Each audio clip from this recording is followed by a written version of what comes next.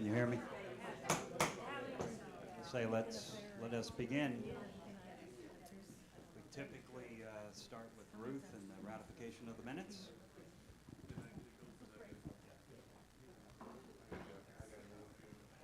Okay, would someone like to make a motion to approve the minutes? I make the first motion. Okay, is Leah second it? Okay, thank you. All those in favor of approving the minutes, say aye. Aye. The ayes have it. The minutes are approved. Thank you. Good morning. Jennifer gave us rule number 7, and I've got about an hour dissertation on that this morning. Oh, wait a minute. No, it's just a minute. That's right. Got my zeros messed up. Anyway, the seventh rule. Inspired by the charism of the order, they are mindful that apostolic action proceeds from an abundance of contemplation. So in the order of Dominicans, we have an apostolate.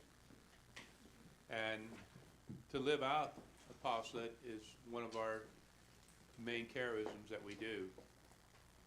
And basically what the rule says, there's a lot or an abundance of contemplation.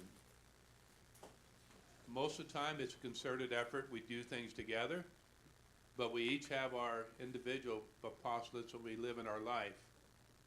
And to tie them into how we live out our spirituality, that's a trait that the Dominicans have that, you know, a lot of people can go out and go buy something for the poor and give it to them, or go do good things out there. But when we do it for God, and we do it because it's our spiritual lifeline, that we serve God, I think that's what the Dominican rule is telling us. Doing as a means of serving God with our lives. And make sure that as a Dominican, we always contemplate this. What am I doing to serve God? What in my apostolic actions am I doing to serve our Lord? Like I said, sometimes in a concerted effort are doing things together, but maybe even some of the other things that we don't look at, we just normally do. I don't know about you all, but whenever I think about it, I need to do something for God in what I'm doing here. It takes it to a whole new level.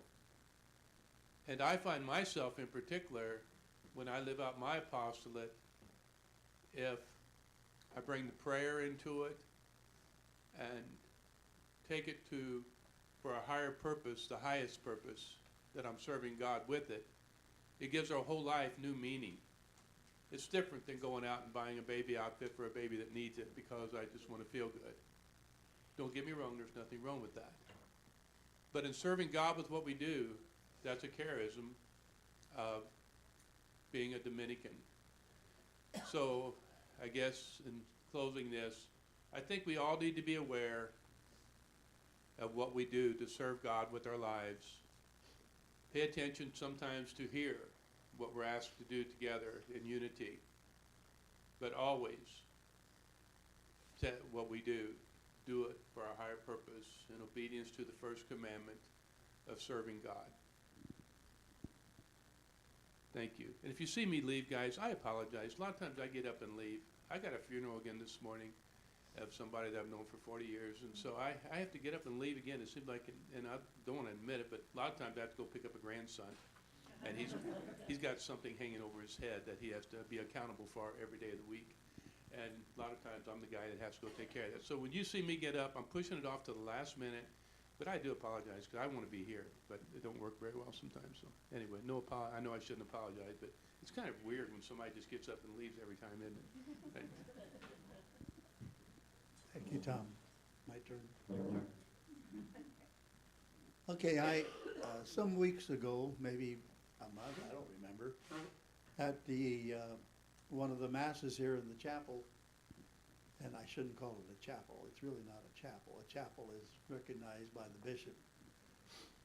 I explained what people might have been hearing about by way of rumor or just talk regarding our existence here in this room and what we do here, what we're presently allowed to do and not allowed to do.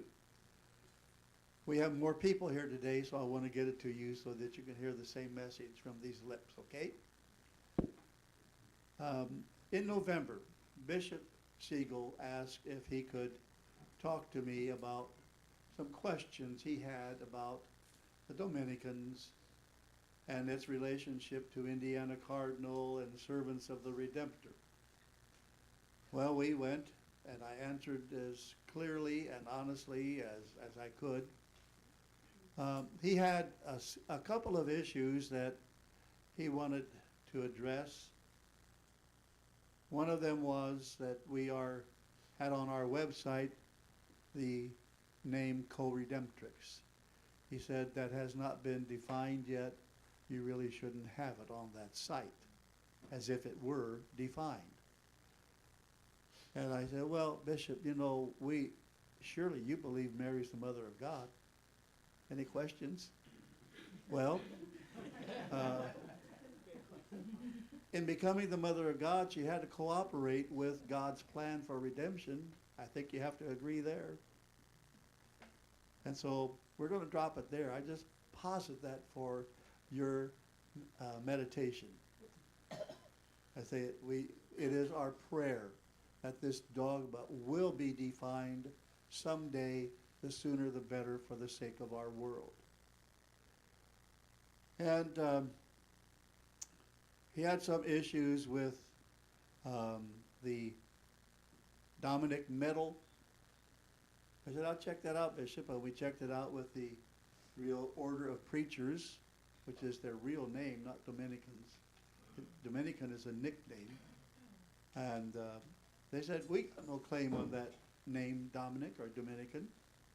Use it wherever you want, but use it respectfully, if you will, please. So I let him know that that was the case. And probably the largest concern of his was that we had been reserving the Blessed Sacrament here in the tabernacle.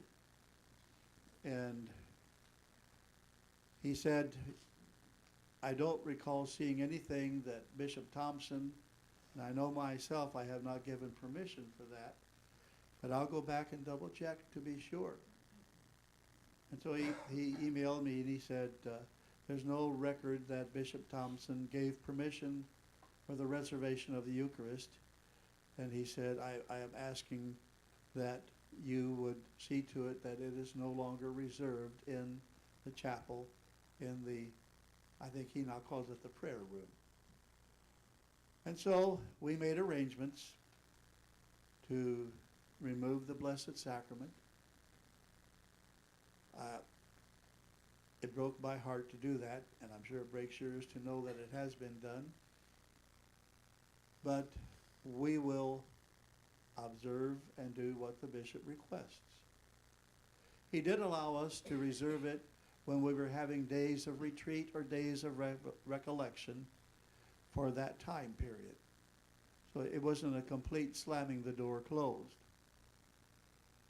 But with the brilliant minds that we have here at our disposal, we figured out a way that we could still have on the days of our masses exposition, adoration, and the rosary in the presence of the Blessed Sacrament.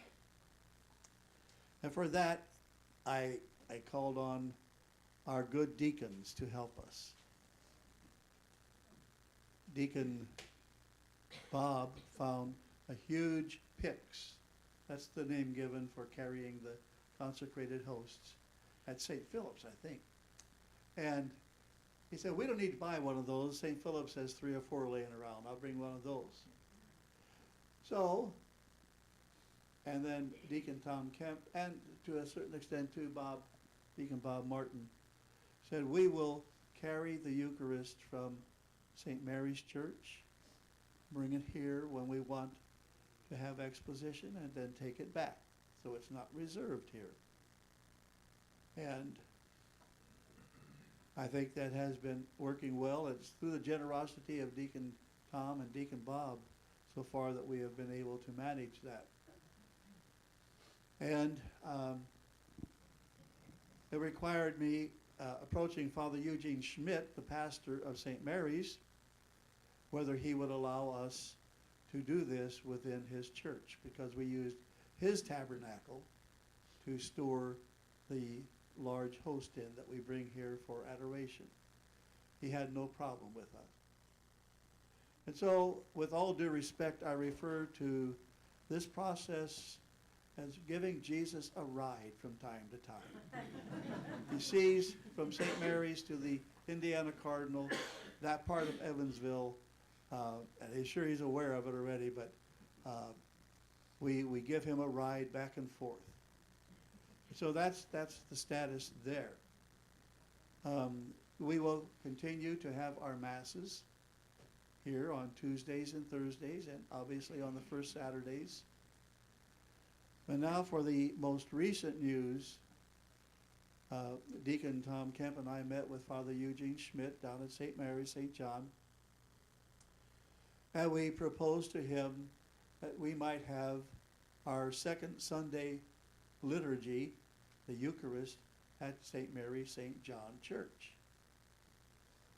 He was quite in favor of it. He had no problem with it, but he said, I need to take it to the staff and to the parish council, since it has to be, or it should be, recognized by them. Well, the staff okayed it earlier this week, because we got a spy in Deacon Tom. He's our mole. And then Thursday night, of course, he was at the parish council meeting, and he emailed me back, we're on for March the 10th. So our Sunday masses will be held at St. Mary, St. John Church in downtown Evansville. And let me explain why we're doing this. The bishop, in his recognition of the Dominicans, first of all, he was educated by Dominicans. So he is what he is today because they taught him so well. And he said there is a perception that the lay fraternity and the priestly fraternities are a bit of a cult, a secret group that doesn't admit anyone into its presence. I said, oh, Bishop, do you want to become a member? We'd welcome you. Or anybody else that you know or want to, as long as they go through the process of becoming one of us. They have to learn about us to become one of us. So he said, well, I just encourage you to try to have a little more of your activities in a parish church.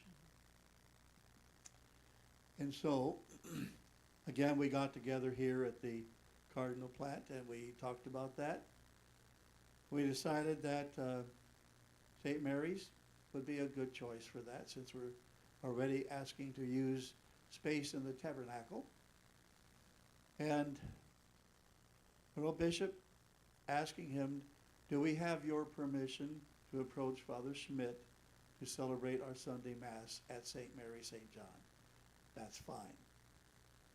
And so we have that permission now, and we intend to try to abide by whatever rules that they have for our use of their church building. It's only on the second Sunday of the month. The Mass time will begin at 8 o'clock. I will be there for confessions from 7:30 to 7:50, just as we would here at our Mass here. And I understand they ask only that we don't move anything around and leave it unmoved. I think in times previous when the Latinites were celebrating there, they would move things and not move them back the way they used to be. So we're going to be particularly aware of that. The final thing is, because it is a parish, becoming a parish mass, I am wanting to invite everybody in the diocese to come to Mass with us. We are not a secret society. I told the bishop, I said, we sell Kool-Aid in the commissary, but we don't sell arsenic to go with it. We are not David Koresh. We are not Freemasons. We do not celebrate Mass with balloons and butterflies. So anyway, During the Mass, a collection will be taken up. We always have a collection here on Sunday. If you want to bring your silver to drop into the collection basket, that's fine. Again, our mole is going to take care of filtering out the silver from whatever are checks and currency. Anything that's not silver, we're turning over to St. Mary, St. John Parish. Because we are using their facility. We are using their hosts and their wine. So that's the part of the deal too. Now we want to advertise this as widely as possible, and I will email the bishop about all of this to give him an update. And I asked Father Eugene if I could write a small article for his bulletin so that people would know what's going on in their parish church. And so far, my first attempt at an article turned out to be a half a page long. I thought, that won't do. So this is what I have come up with in a shorter fashion. Through the generosity of Father Eugene Schmidt and the parish lay leadership of St. Mary St. John, the Third Order Dominicans will provide a Sunday Mass on the second Sunday of each month. This Mass will begin at 8 a.m. The Sacrament of Reconciliation will be available from 7:30 to 7:50 a.m. This is not a private Mass. Any Catholic in the Diocese of Evansville will be welcomed at this celebration. If anyone wants to learn more about the Third Order Dominicans or the Confraternity of the Rosary, please contact, and I think I'm going to put Leah or Barbara down there with their email address. So that's it. That's as short as I could get it. I'm wordy. Yes, Chris? Father, I thought that, I knew that we were not a chapel here, but I thought that we were like an official oratory. We which could be, that- but That allowed us to have the tabernacle. not So at that was- oratories. We were not official on this? No. The bishop quoted me several laws of the church saying that the sacrament could not be reserved in places like this. Because the bishop was here Yes. during our, one retreat, and, he knew what we were all about. I mean, Yes. we weren't being very secretive with I- all those people here on a retreat. I don't think there's any secrets involved at all. Yes, Deanna. Father, that's really a nice thing to put in. How about putting that in, like, like, if you would share that with the bulletins of the other West Side parishes? Well, that's an idea, if the pastors will allow it. Not a problem with email, and just send it out to all the priests. My question is, I understand that he said, you know, they have never given, the bishops have never given official approval to That's be here, right. Bishop Thompson. But did you ask him to consider it in the future? Oh, yes. And did he say? I said, Bishop, we're not giving up. I can understand why it might take 5 or 10 years for this, for Yeah. him to become comfortable with that.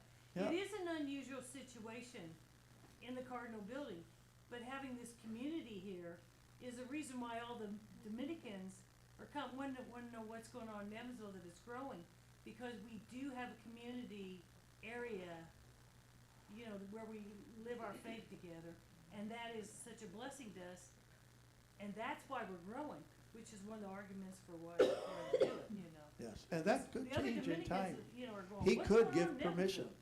Well, also, we're online. They can see what we're doing here. They can see that Yeah. it's not. Well, I said, Bishop, we don't have machines in this oratory belching out parts of plastic while we're having mass. And we're not doing it. I said, this is completely divorced from every aspect of the business part of this building. But we're asking him to give approval of a building that, area that does not belong to the diocese property. You know, it's not one of their property. But I think we can understand. Yeah, It's an odd, we're an odd situation for him. we're a unique situation, and I also informed him that we were a 501c3 on our own, not by way of the Catholic Church. And I think that means he can't control that part. And Oh, there were several other things that come to mind, but I hear what you're all saying, and the thought about putting this through to at least the parish, well, the whole diocese, it wouldn't hurt. Maybe put it in the message. Yeah. And what- Message, that's Put it in the message. And what we need to do too is to push the confraternity of the Rosary. Yes. Who's gonna argue with that? Who's gonna hate the Blessed Mother? Get Make lost. it all a lot more work for us, aren't you? That's right, so, yes, I don't have a quick hope that we will gain No, reservation back here, but I'm not giving up. just patience. Yes, Larry? I always wondered about this whenever said we couldn't have it because of the factory. When the Blessed Mother appeared in Fatima, she appeared in a junkyard. Yes. Built my church in this junkyard, Uh-huh, okay? Bishop, think about that, yep, that's why I asked him if he wanted to be one of us. yeah. Yes, you're true, you're right. And, Christ you know, was I don't think that line of argument will get far with him, but, you know, it's established fact that it was a city dump. Yeah. I Wasn't think that this true is- in Lourdes too? Who's in the middle of that? No, Lord. Yeah, that's where it was. So I would plead with you not to have anger toward the bishop. He's doing what he thinks he needs to do to be a good bishop. And I thanked him for being the good bishop that he is, that, you know, that we will continue to work toward co-redemptrix, that we will continue to nourish ourselves with the sacred liturgy, because as a community, we need to strengthen ourselves from time to time to celebrate Mass like we do on Tuesdays and Thursdays, and this Saturday. So we'll see where this takes us. And I really feel that maybe this is a blessing in disguise, That is it. because if we get other people coming to that Mass, and we give the good example we're capable of giving, they may actually become interested in being a part of us. And look at the church we're at, we're going to St. Mary's, Yeah, that's one of the reasons. you know, going to St. Mary's. Yeah. So, yeah. Yeah, so I tried to explain that as truthfully and accurately as possible. And we will begin next Sunday, 8 o'clock, St. Mary, St. John Parish. They have wonderful parking behind the church. If we fill that lot first time, I say we're sailing. But, and remember, next Sunday, spring ahead, change the clocks. I thought it was this weekend. Nope, March the 10th. So with that, yes, You said that the co-redemptrix was not to be on the website, or did I misunderstand that? he said it was misleading because it's not an official dogma of the church. So do I need to remove that? No? We're working on a different website. It's one Oh, of it's our different. We're working on another website for Oh, okay. for our For the chapter. women clothed with the Yeah, sign. okay. So I don't need to do it. There's a lot of work going on. Not yet. Okay. Yeah. Understood. It'll catch up with us and we'll catch up with it eventually, but in the meantime, just know that we ain't giving up. That's right. We're gonna go on together. In the name of Saint Dominic and the order of preachers and all else that is good. Saint Catherine of Siena probably needs to be another patron saint for this. You know, she didn't have any trouble mouthing off to the Pope, so we'll see what happens. And San Vincent Ferrer resurrected the dead people, so we can ask for his intercession too. So, Yes, well, I feel that we reverence the Eucharist more in this space than I've seen in many parish churches. Absolutely, absolutely. Yeah, I've And we heard of, thank you for your solution, the hard work putting together what we Yeah. do have, which is well, very I did have to think, I didn't know what I was getting into here. But because you are such wonderful friends and we have such a wonderful thing started, it was my pleasure to do that. And I'm happy to have done it and we'll pursue it. Who's doing The the Blessed music? Mother's for the- taking care of us because she will bring us people That's right. through our time at St. Mary's. If it's from God, it cannot be defeated. Who's doing the music for the mass? We're working on that. Okay. We're working on it. I do have permission to use all of the instruments up there, not me personally, but they have that, have a nice piano and the grotesque organ that takes place in the, we'll be working on all that stuff. So, okay, it'll be ad orientem, I reminded Father Schmidt of that. So, yep, that's what it's gonna be. Okay, over to Timothy. Yeah. Hold your applause. Okay, so Barbara or Bob had sent something out to be filled out for the general information form, to be kind of accumulated, and we've got to send that to the provincial council. And so this is for information, and so Barbara's going to say something. Yeah, did anyone happen to print it out and fill it out? No, I saw Okay. it too late. Okay, well, I have some copies here, but I need these back today. Today, and if you don't have your baptism confirmation, I bet you know your marriage, well, most girls will. Don't worry about that, I can get that later. You asked me for Good The one. most important thing I need is your birth date. That is the most important thing I need right now. So, if you guys can just fill that out, that would be great. Is there a reason it didn't work for you all? I mean, It was No, kind of we didn't- confusing we because misunderstood. I started to read through it, it said You I was in the exempted list, so I didn't, do what? I was in the exempted list. So I thought maybe I Exempted didn't have list? to do it. Oh, you are exempted? I We filled ours out. We did You ours. got yours? Oh, awesome. That might mean you're not official. So be happy, Jack.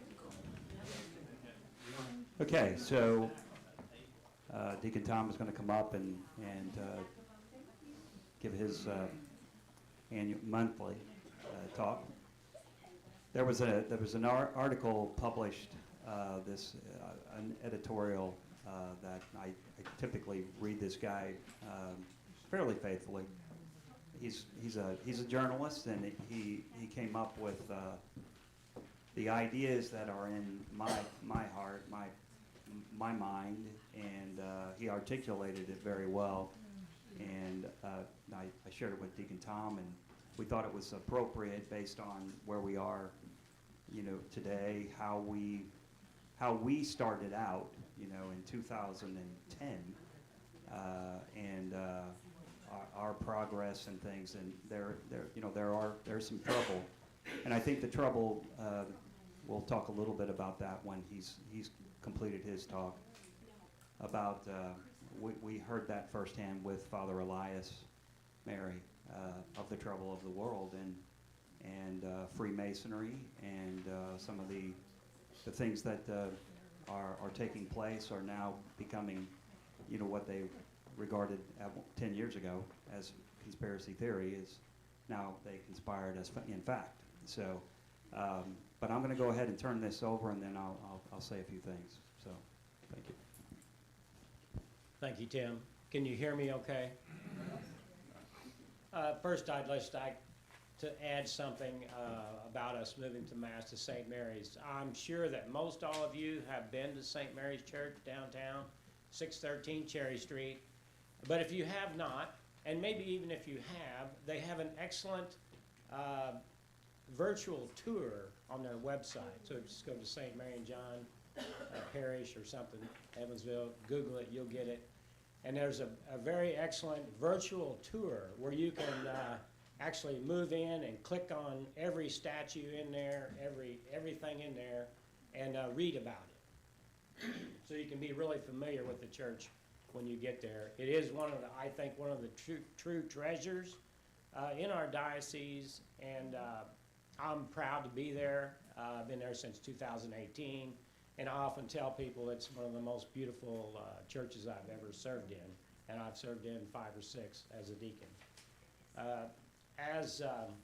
And I do think that although it often happens in life that when we go through some trial or tribulation, we can't quite see the purpose for that, and, you know, we might say, why us, or why me? But I really think that this will be something very positive for us, and it may it's very likely that it will swell our ranks a little bit, you know, as people see us out there in public, what we're doing, the Confraternity, the Rosary, the Dominican way of life. Every time I get a chance at staff or parish council, I go, you know, they want to shut me up because I go on too long about it. But, you know, talking about our 4 pillars and our rule and all that kind of stuff, and our main purpose to proclaim the gospel for the salvation of souls. So who can argue with that? There you go. Okay, I'm going to read this article to you that Tim has talked about. This is by Jeffrey Tucker. He found this in the Epic Times, and it's called "How Deep is the Rabbit Hole?" And excuse me, because I've had some real allergy issues kick in, so I may sound a little nasally and have to clear my throat now and then. What is it, who wrote it? Jeffrey Tucker. And this was published in the Epic Times, EPOCH. This weekend, the New York Times revealed that the CIA has been deeply involved in Ukrainian politics for a decade, mucking around with politics and engaging in provocations against Russia. We already knew that from everything that non-mainstream commentators had been saying for years. It was reinforced by Tucker Carlson's interview with Vladimir Putin just 2 weeks ago, an interview blasted for giving platform to a bad guy. Here's the thing. What the New York Times reported was not news, but it underscores a key theme of our times. The conspiracy theories of a mere fortnight ago are once again shown to be completely real. This just keeps happening. And on what topics? Essentially everything. It pertains to most subjects. The signature issue of just a few years ago was the claim that the virus that causes COVID might have come from a lab leak. That claim was universally derided as a conspiracy theory. Then it turned out to be a fully credible claim, which everyone now admits. Top scientists have proven that all the denials were simply wrong. Then it pertained to masks, social distancing, the vaccine, and every other aspect of the policy response. The dissidents said that none of this would work, but their views were heavily censored by major media and big tech. The people who disputed the policies that ruined lives worldwide were derided as fringe and crazy, but it turned out that they were entirely correct. Then there were the people who observed that all mainline social media was being censored in cooperation with the shadowing network of government-backed nonprofits and universities. This claim was said to be nuts, a fantasy born of paranoia. Now we have ironclad proof that the conspiracy theorists were wholly correct all along. The proof is in the form of many thousands of pages of emails and other documents. The Supreme Court will take up the issue soon. Does this violate the First Amendment? The court had better make the right decision, else we are truly toast. Then there were the people who said that this wasn't really about a virus. Rather, the virus was being used as a pretext for an industrial plot to impose a vast censorship regime on the planet, create health passports for everyone, enslave us all with central bank digital currencies, and bring a China-style social credit system to the West, complete with 15-minute cities. The people who said this were considered crazy until everything they said turned out to be true.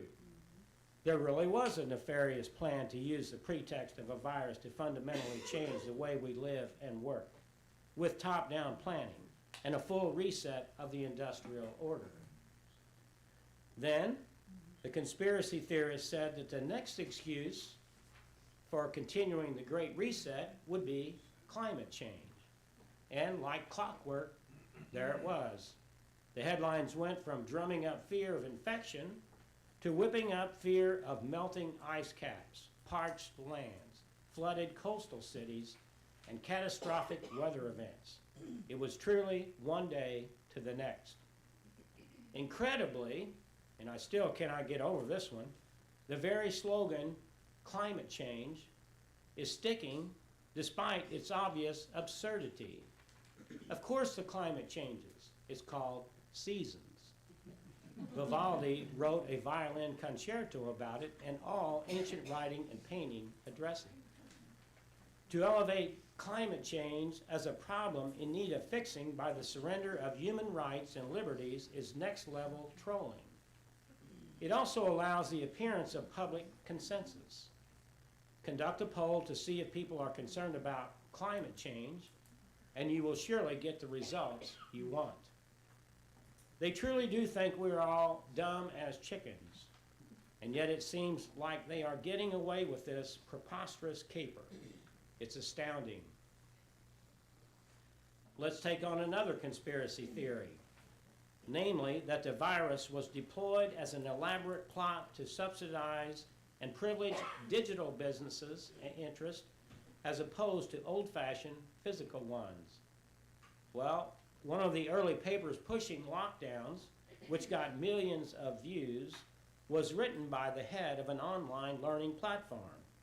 In addition, the lockdown shut down small businesses and provided trillions for people to spend on digital platforms with delivery services. Another conspiracy theory turns out to be true. Or consider the claim that Big Pharma used the crisis to push products that would otherwise never have been approved. It so happens that this product is an mRNA platform that allows subscriptions and quick printing of formulas to respond to any new pathogen, including that which is released by a lab. Well, as it turns out, there is nothing untrue here either. This is exactly what happened. The misnamed vaccine required an endless series of boosters, and even those didn't work. In fact, each booster made people sicker than they were before. And yet, the companies keep making the big bucks because they are fully indemnified against all legal claims that their products are harmful. The evidence that all of this was deliberate, the full exploitation of the legal system to abuse the people and take their resources, is overwhelming. If you are of the mindset that most conspiracy theories are widely exaggerated, like I used to be, take a look at the facts of the case to connect the dots.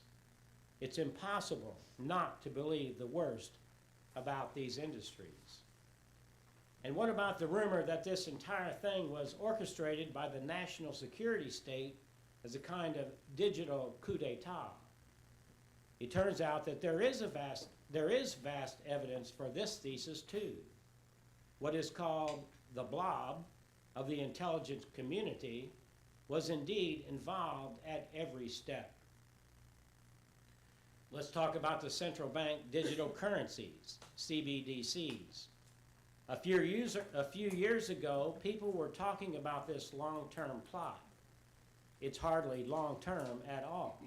It's the ambition right now, as we know from several executive orders and statements from many elites in monetary and financial circles. These would allow programmable money that would take away financial freedom. It's no longer a question of whether some people want this, but when they will move to try to impose this on the population. Have you lost your naivete? I certainly have. The last 4 years have revealed the darkest of plots and schemes by shadowy elites.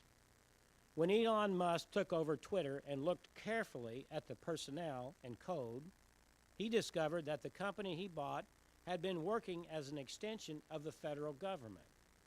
He flat out said it. Every conspiracy theory is true, and then some.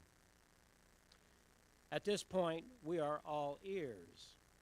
Whatever trust we had in the main systems that operate society, government, and business has evaporated. I'm speaking not just for myself, but many millions of others. There is no longer much public doubt that the system is rigged. So far as I can tell, this new realization that has settled on the public mind is rather new. The age of innocence is gone. We have moved to a new age of deep suspicion. This is new territory. Never before in the history of industrialized democracy has public trust in key institutions, and here I speak of government, medicine, corporate life, media, nonprofits, mainstream religion, and just about everything else, dropped to such low levels. There are two main questions remaining. Just how deep is this rabbit hole? And what will be the consequences of such a loss of trust? We have no real historical precedent to speculate about either question. But this much we know from history. An elite that no longer enjoys the trust at any level of the public it rules cannot really expect long-term security for itself. What that looks like precisely, we do not know. Now that's the end of the article, and I'd like to add a few comments of my own. Trust, many of us, maybe all of us, have lost some level of trust in what I call the outside world. We've lost some level of trust in our government leaders, church leaders, business leaders, pretty much every entity out there. Ronald Reagan once said, "Trust but verify." Today we say, distrust, then verify. For me, there are a few exceptions here on earth. I trust my immediate family, and I can also say with confidence, I trust my Dominican family. I believe that any one of us would come to the aid of any other of us at any time we needed help, in small ways and in big ways, with our prayers and with our actions. That's what makes us a community, a family. And we need to intentionally stay strong in our commitment to each other, to our community. There are ravenous wolves prowling around to destroy us. That's okay. If, because of our unwavering faith in Jesus Christ, if, because we strive to find and implement solutions to contemporary problems in church and state, we are ridiculed, defamed, and persecuted, so be it. We're in good company. We must take up our cross and follow him. Now, I've read you Jeffrey Tucker's article from the Epoch Times, and we all know that things are looking grim. Many conspiracy theories are turning out to be true, and many of those once labeled as nutcases may now be seen in a sense as prophets. When we look at what has happened and is happening politically, economically, and morally in our church and our country and our world, it can be easy to sink into a state of gloom and despair. There are many who have given in to a life of drugs, alcohol, sex, materialism, and a host of other things, seeking happiness in ways in which they will never find it. And some, sadly, when they've lost all hope in finding happiness, they end their lives prematurely. But for us, even though things look grim, we must see things through a spiritual lens. If God is for us, who can be against us? If we are, and I truly believe we are, following the will of God in our endeavors here and under the direction and protection of our Blessed Mother, then we should not fear, for fear is useless. All that is needed is trust. In 2 Kings, we read that the king of Aram was waging war on Israel And every time he made a plan to attack Israel in a certain place, the prophet Elisha would inform the king of Israel, and he would take evasive action. The king of Aram instructed his officers to find Elisha and take him captive. And the story goes on to say, informed that Elisha was in Dothan, he sent there a strong force with horses and chariots. They arrived by night and surrounded the city. Early the next morning, when the attendant of the man of God arose and went out, he saw the force with its horses and chariots surrounding the city. Alas, he cried to Elisha, what shall we do, my lord? Do not be afraid, Elisha answered. Our side outnumbers theirs. Then he prayed, O Lord, open his eyes that he may see. And the Lord opened the eyes of the serpent so that he saw the mountainside filled with horses and fiery chariots around Elisha. So I end with that to say that do not fear. God is with us. He will protect us. God bless you.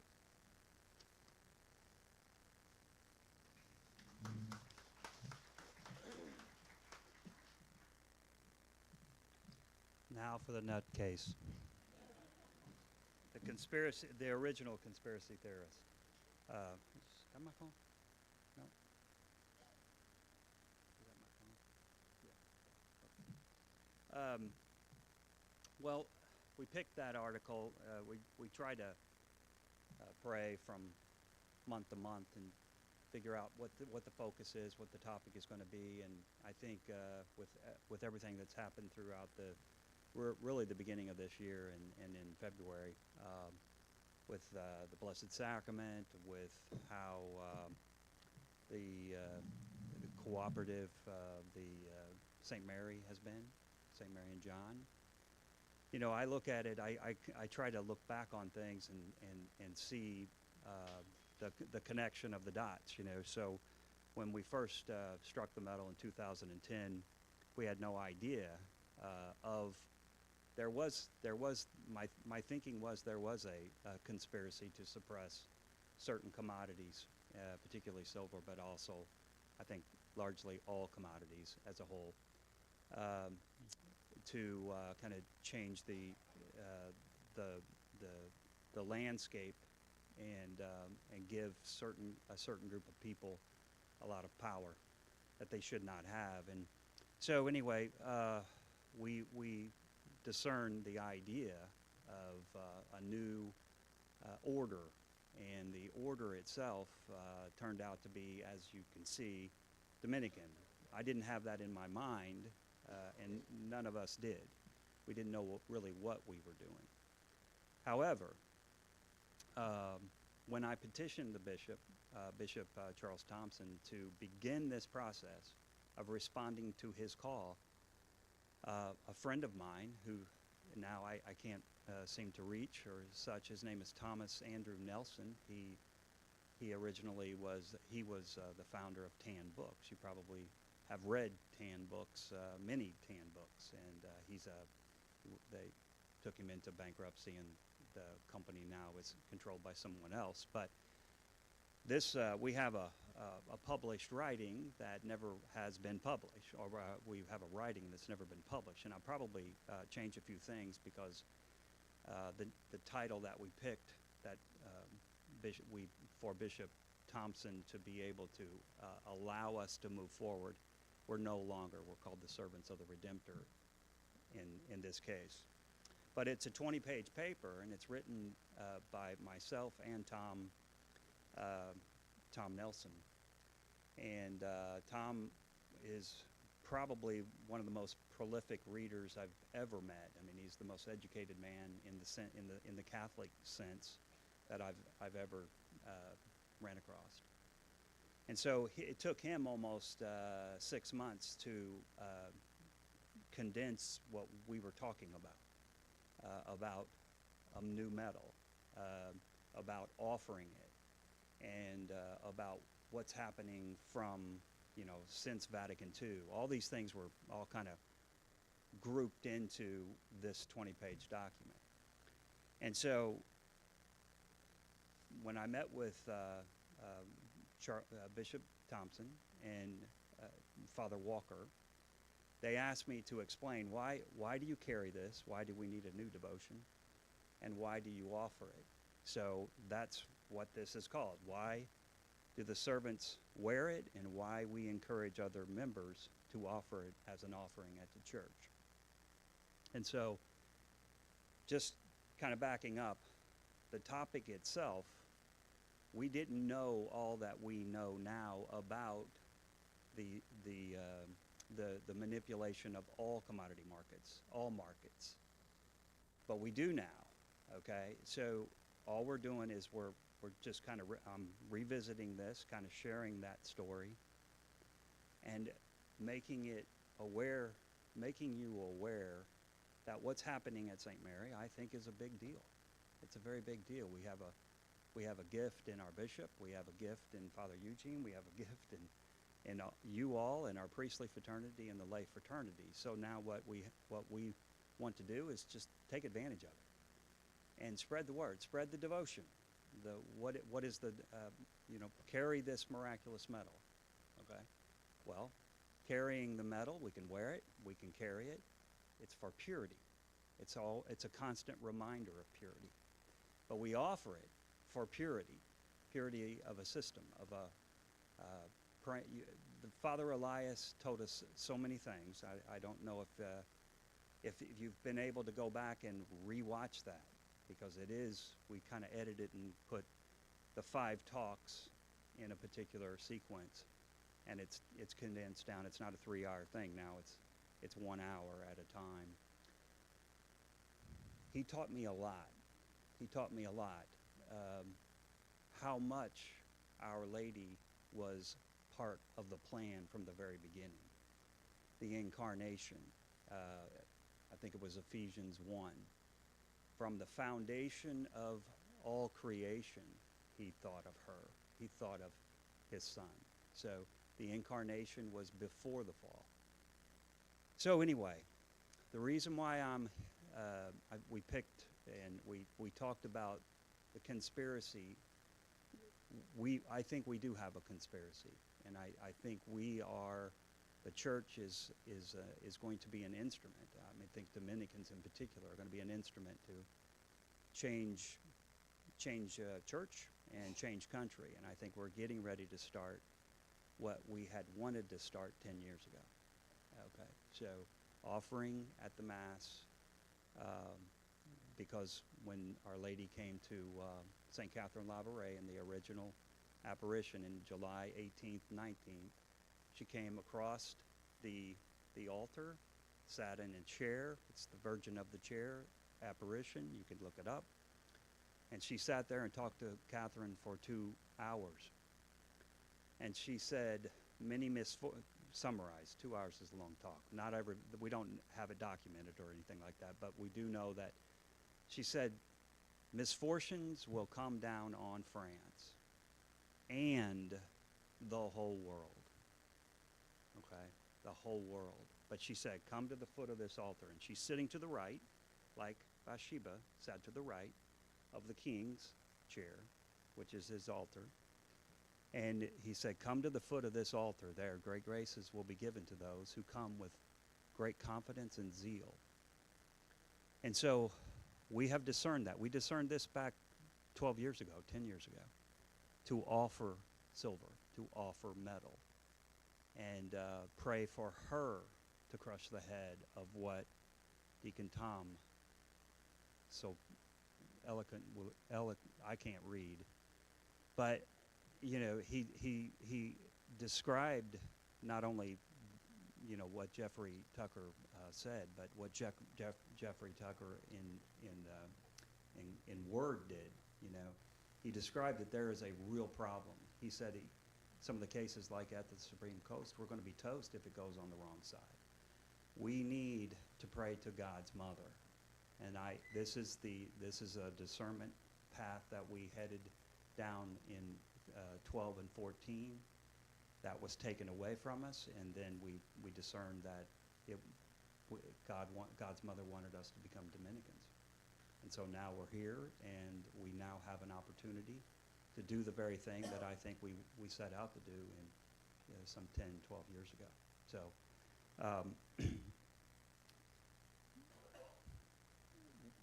I wanted to talk a little bit about the retreat. I think, to me, the retreat was a gift.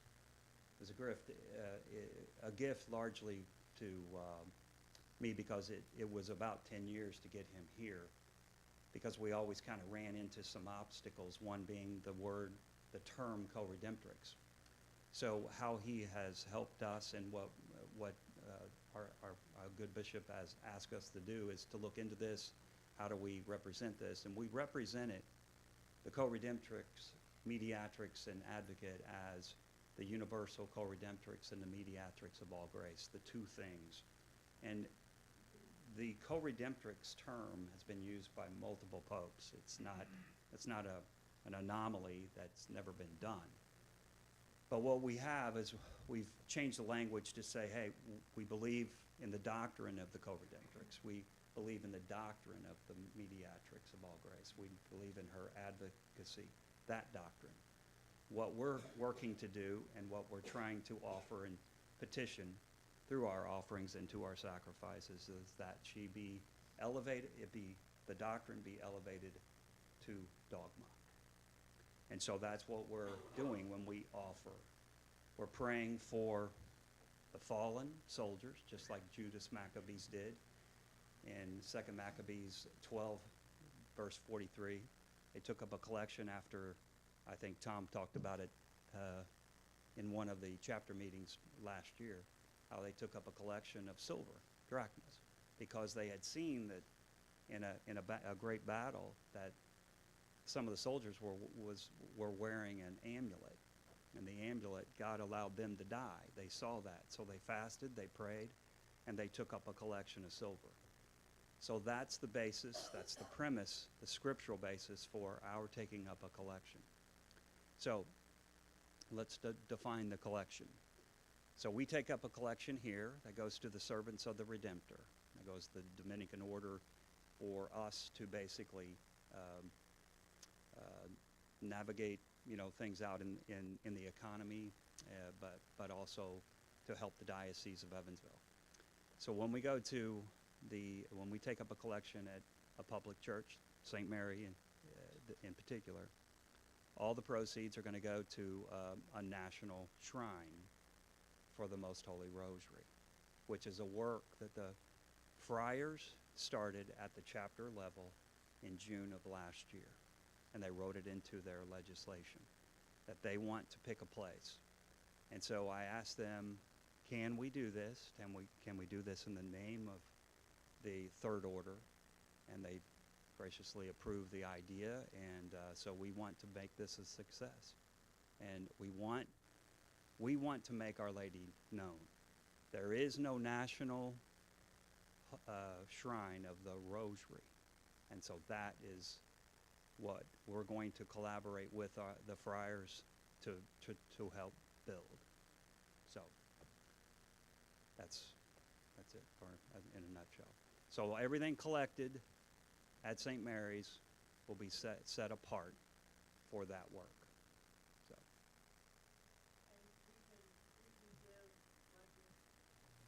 I give my silver here, but can Yeah. we give money You to can that? give.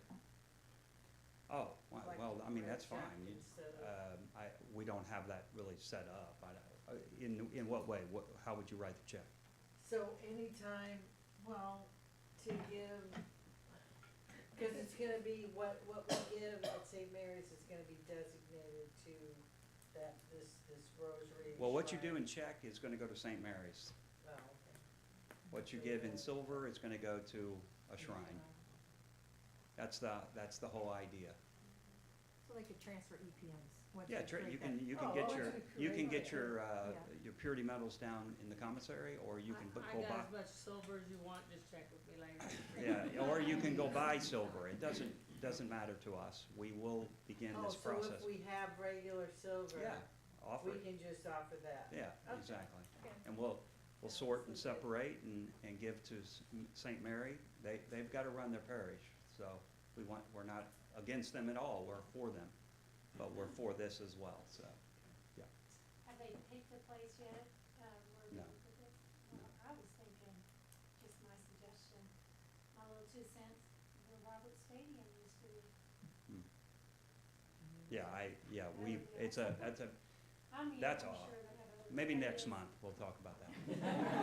No, I don't know. You know, everybody's gonna have their ideas. I think they already have their ideas. They do. Yeah, they do. They don't share them, but I think they, and that's okay. That they're the friars. They're the kind of the master of the order, Right. So we take they keep us in line, and we tell them where they're wrong. Well, I'm just saying, if you have an idea that, if they ask you, that would be. Yeah, I'll say Melissa said. There you go. There, all right, got it. It's on tape now. So go ahead, Deacon Tom. I just wanted to say something about the collection from my understanding, and what Father can correct me if he sees it somehow different. But this Mass is public, and I can foresee many, at least many St. Mary's parishioners in time coming to this Mass because of the time, 8 a.m. So in that sense, when we take up a collection, there's gonna be a lot of St. Mary's envelopes in there, there's gonna be a lot of cash, which is typical on any given Sunday. So what we discussed was all of the collection, even the silver coins, everything goes into envelopes. They're dropped in a safe. Monday mornings, the office manager comes and collects those sealed bags. They're taken over to the ministry center, where there is a team of people that count that. So my understanding of what we talked about was that any checks, cash would go, that stays with St. Mary's like always. Any silver coins would be set aside, and then they would be, I guess I would pick those up Yes, and bring them here. yes. Okay, so when you go there, if you want to throw in some cash to help St. Mary's, that's great. But the silver would come here and again be designated for this, towards this shrine.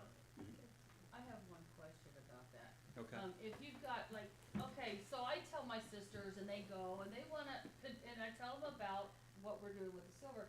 They don't have silver. Okay, so like somebody who is not a Dominican, may not have access to a silver source. Right. And could they write something on an envelope for the Rosary Confraternity, or for this, is there something gonna be? Or should it just be turned in here? I mean, that gets kinda complicated when it moves through St. Mary.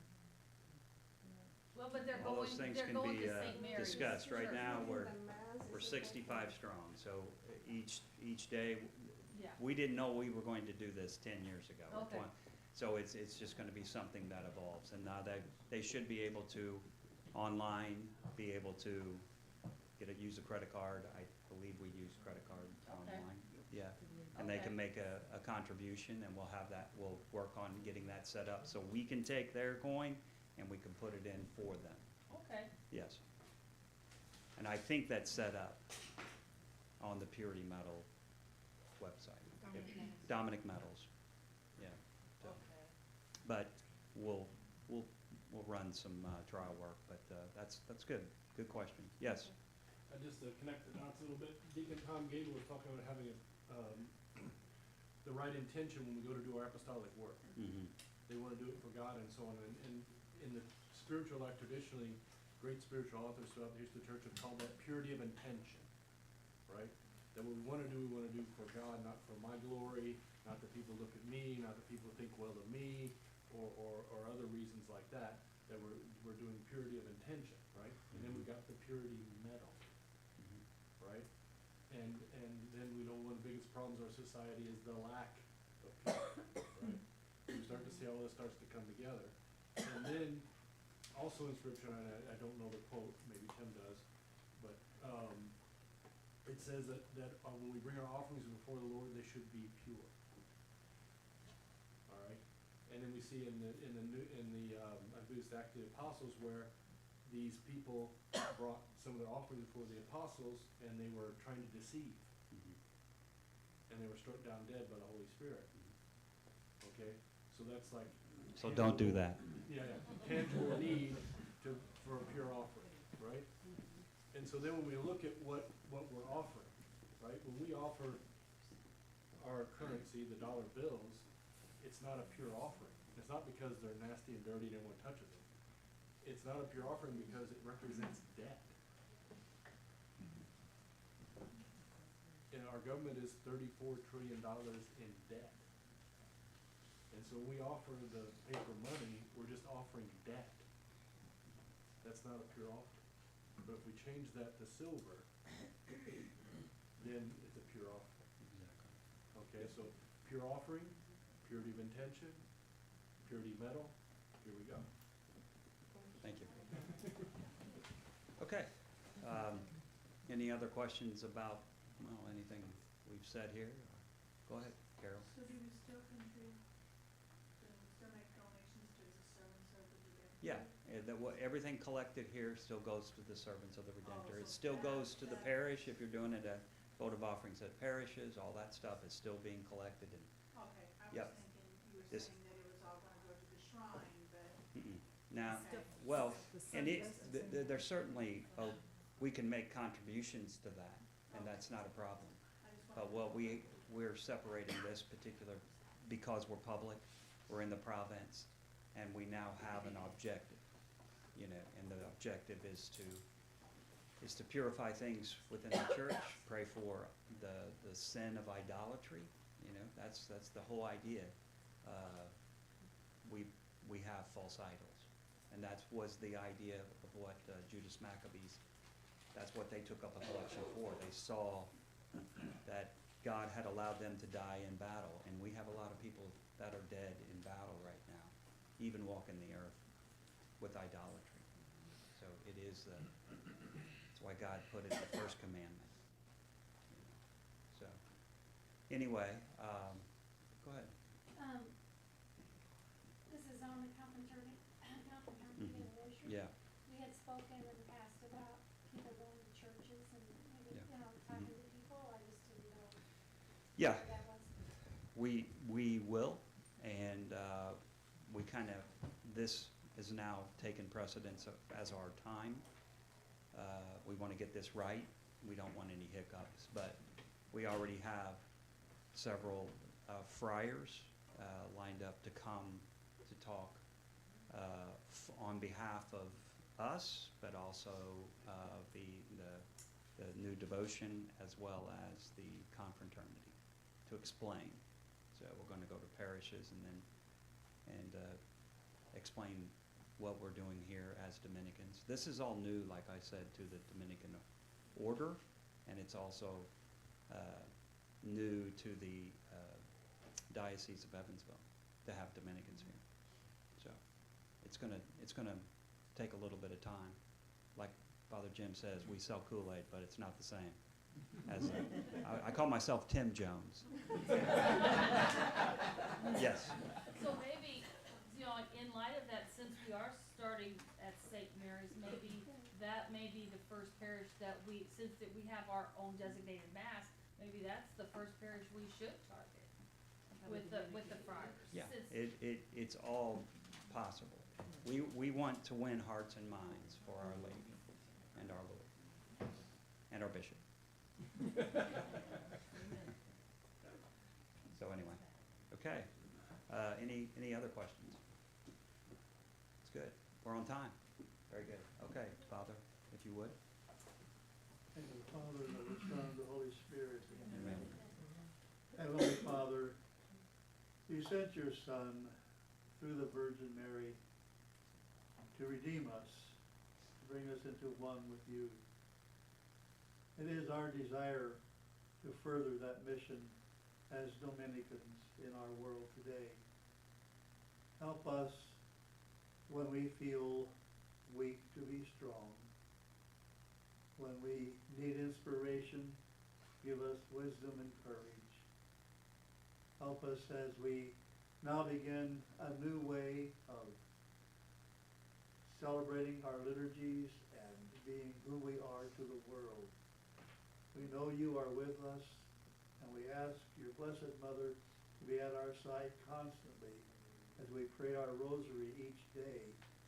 Strengthen us together to be your people, not to be something so different, but to be working together with all the other people who want to bring salvation to the world.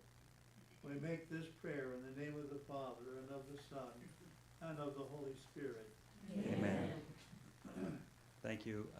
Real quick, see Barbara, I was supposed to bring this up, but this is a blog that I read through a couple of weeks ago, and it's a great illustration, a great depiction of what has happened from the very beginning, let's say early 20th century to where we are today in banking. It's evolving technology in banking and its impact on our way of life, and I think it will open your eyes up quite a bit.